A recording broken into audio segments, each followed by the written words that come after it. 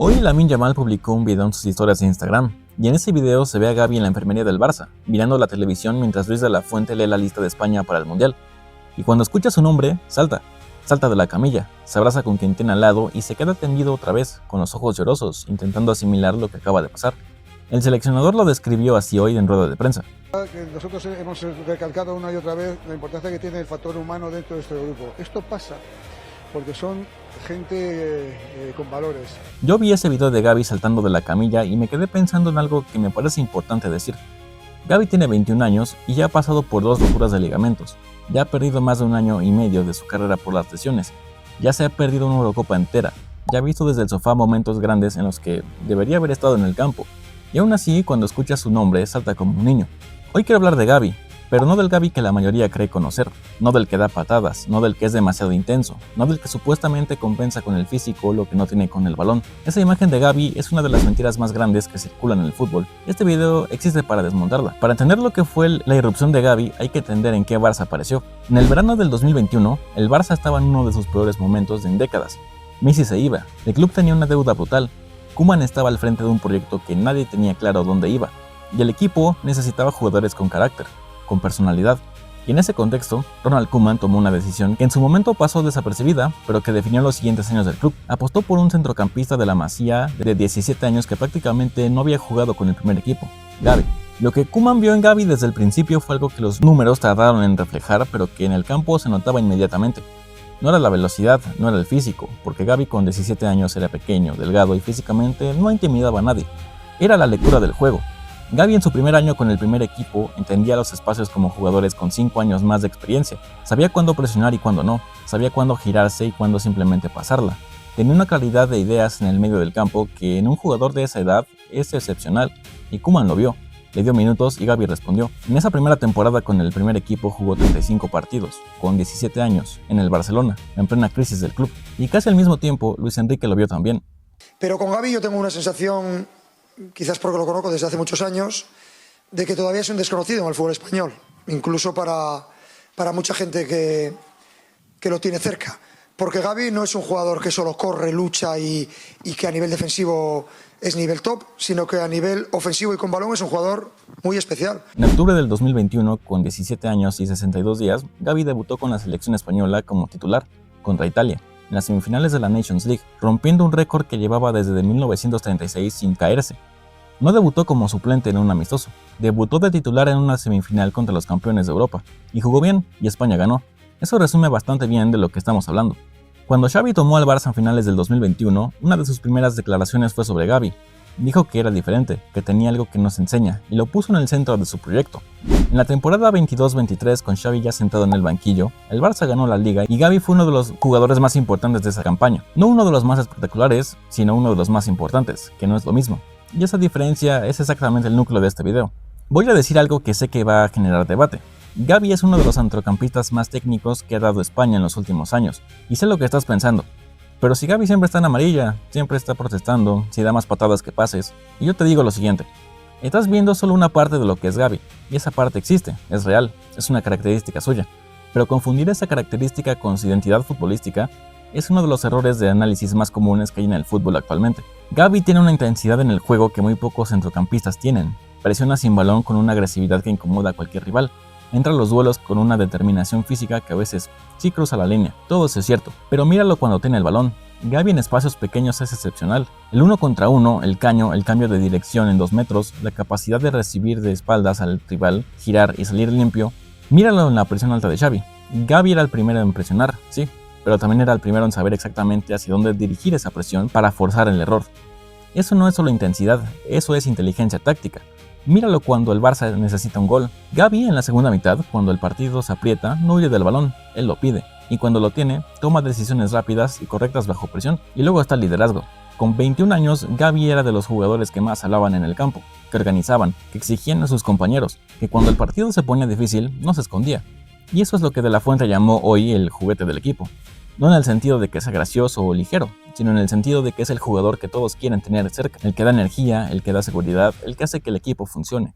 El 19 de noviembre de 2023, en una España contra Georgia en la clasificación para la Eurocopa, Gavi estaba en uno de sus mejores momentos. La temporada iba bien, él estaba bien, Y entonces un mal apoyo al intentar seguir jugando tras una entrada de un jugador de Georgia. Parece que puede continuar, se prueba en la banda y vuelve al campo. Y entonces su rodilla derecha cede. Se va al suelo, se agarra la rodilla con las dos manos. Las lágrimas llegan antes de que llegue ningún médico porque él ya sabía. Antes que nadie ya sabía lo que era. Los días siguientes confirmaron lo peor. Rotura completa del ligamento cruzado anterior de la rodilla derecha y lesión asociada en el menisco externo. Intervención quirúrgica. Entre 8 y 11 meses de baja. Temporada 2023-2024 terminada en noviembre. Eurocopa de Alemania también terminada. Lo más duro es que España ganó esa Eurocopa, sin él. Gavi vio la final desde el palco. Hay algo muy particular en lo que vivió Gavi esos meses que creo que define mucho su carácter. Ver a tus compañeros ganar la Eurocopa. Ver a Pedri, a Nico Williams, a Lamine Yamal, que ese verano explotó ante el mundo entero, levantando el trofeo que tú debías haber estado levantando con ellos. Eso es muy difícil de gestionar para cualquiera. Pero para alguien con la competitividad y el carácter de Gavi, que nació para estar en esos momentos grandes, tiene que haber sido devastador. Y nadie lo escuchó quejarse públicamente. Siguió trabajando, siguió recuperándose y en octubre del 2024, casi un año después, volvió al campo. El 20 de octubre del 2024, Gavi volvió a jugar con el Barça. Y lo que se vio en esos primeros minutos fue tranquilizador. No era el Gavi al 100%, evidentemente, pero era Gavi. La lectura del juego, la intensidad, el carácter, todo seguía ahí. Con Flick en el banquillo, que había llegado ese verano, Gavi fue teniendo minutos progresivamente. Algunos partidos de titular, actuaciones donde se veía que el nivel seguía intacto. El Barça de Flick ese año estaba siendo uno de los mejores equipos de Europa, y Gavi poco a poco volvía a ser parte de eso. Y entonces llegó septiembre del 2025. 23 de septiembre del 2025. Un entrenamiento, un golpe en la misma rodilla operada. El Barça primero intentó ser conservador, fisioterapia, reposo y esperar, pero el dolor no cedía, y las pruebas confirmaron lo que nadie quería ver. Rotura del menisco interno en la misma rodilla. Otra vez. Esta vez no era el ligamento cruzado, pero era el otro menisco. Era la misma rodilla, la que ya habían operado, la que ya había tardado casi un año en recuperarse. La artroscopia fue inevitable y el parte médico fue claro. Entre 4 y 5 meses de baja. Se perdía prácticamente la primera mitad de la temporada 2025-2026. En ese momento muchos lo dieron por fuera del mundial. No lo iban a considerar, decían. De la Fuente tenía opciones de sobra en el centro del campo.